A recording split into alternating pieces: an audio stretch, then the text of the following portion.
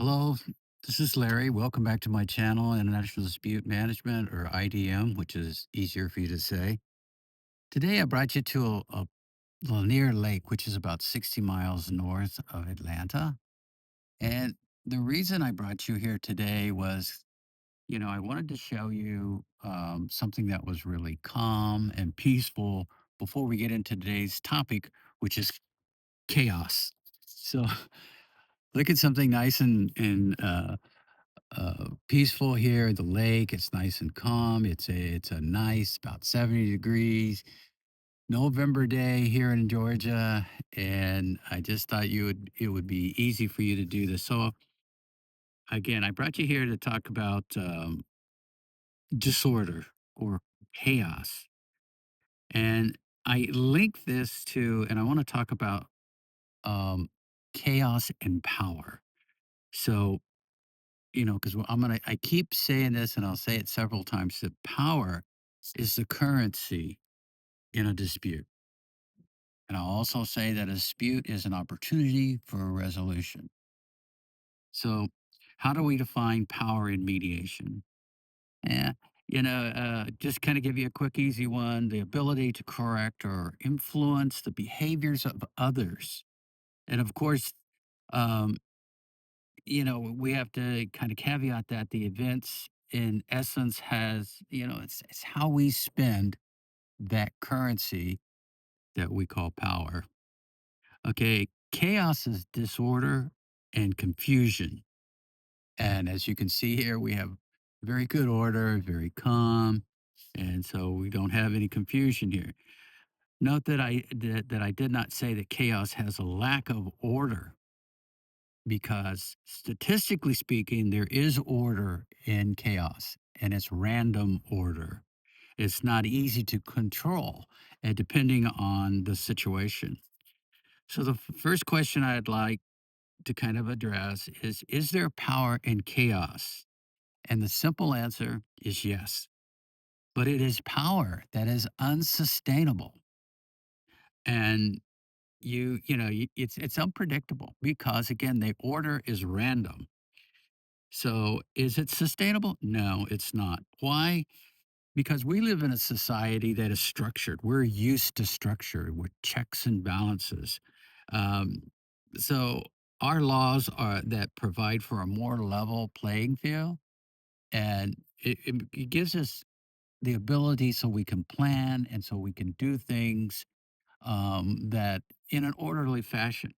And our laws are based on, uh, just basically you know, uh, a laminar flow, just for you to use a hydrology term, because, these checks and balances are not only in the law, but it's in our morals and it's in everything else that we do. And it also allows us to be more productive and because we can plan for the future and that's crucial. And when you're doing a mediation, it's also a plan on how you're going to move forward. So chaos creates a lot of problems. And some people are very, very good at it. So when we have random orders, such as in chaos, we're not able to plan, and future is uncertain. So people um, have to be what we call putting out fires all the time, meaning that they're problem solving and they're not being productive or normal because they're constantly putting out these fires or solving these little unnecessary little problems.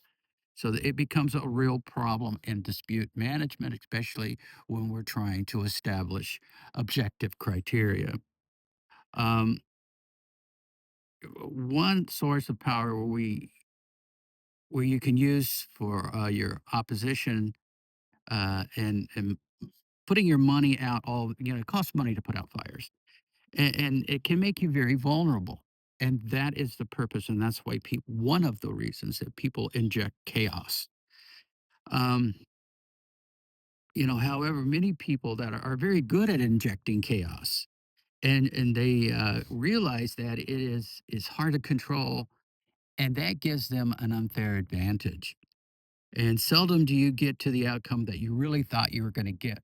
You create chaos and you just create it sometimes just out of spite, just because you don't want the mediation to work. In fact, I have had mediations where uh, the corporate officials had said that uh, their bosses had told them not to settle in a mediation because they thought they had a better case if they went to court.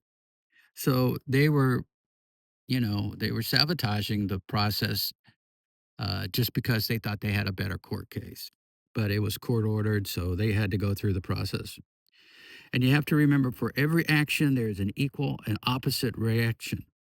And it's greatly demonstrated when you apply chaos because you don't know. It's like hitting a cue ball on a pool table and just watching the ball spread all over the place. You don't know where they're always going to go if you just blindly shoot it into that uh, group of balls. And again, I'm going to say that dispute is an opportunity for a solution, and your opportunity decreases as you get more and more things that you have to work on. Um, so chaos, it causes problems, but some people use it as a power play. So simple examples of how these was injected, of course, lying.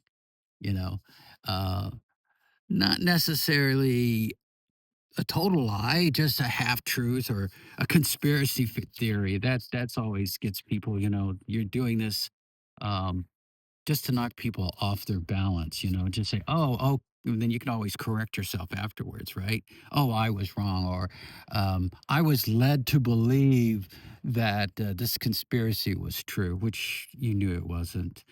Whenever there's an imbalance of power, there can be chaos. So if we look at the way that our political system works in the United States, is we have a two-party system. So when one party gets more power than the other, they generally create a certain amount of chaos in the everyday people's lives. For example, tariffs. Ronald Reagan, uh, which was a very hardline conservative, was pretty specific when he talked about problems associated with tariffs. Now, tariffs are generally used to punish someone, but when you use them across the board, they create chaos. You can't plan. You can't do anything that it affects your day to day business. So they take away the system of checks and balances. It doesn't encourage competition or growth. And most importantly, they end up hurting the people they were designed to protect. So again, you cannot control what will happen once you start this series of reactions with chaos. Remember that walls, and we're using a kind of metaphor for tariffs. The tariffs are a wall because they charge people in and out. So, w they not only prevent people from walls not only prevent people from entering, they also prevent people from exiting. So you don't have that open market, you don't have that flow of money, which really open markets is what democracy is, and open trade is what democracy is founded upon.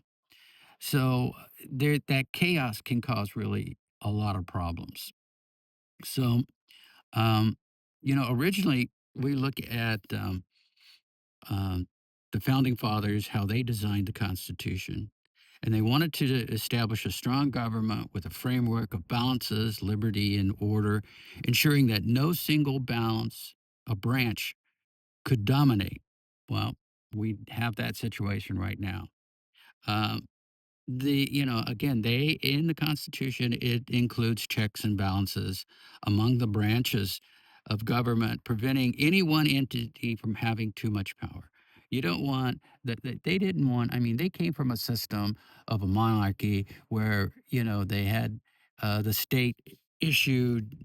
Um, everything that was state issued. Policies was all state issued, and it benefited the state. It didn't benefit the people. The framers aim to create a system that protects individual rights while obtaining a stable government, reflecting their concerns about tyranny. And, tyranny is used quite liberally these days. Constitution also was designed to allow for amendments, which we go back to the fact that the Constitution is a living document. So, because you're unable to you adopt change, which is why I always say, um, you know, the only thing constant in life is change. So, these elements that I just stated collectively contribute to the Constitution rules as a confrontational framework. And the framers did want it to be confrontational, but confrontation does not always mean chaos. It does. There are some things that actually help in a chaotic system.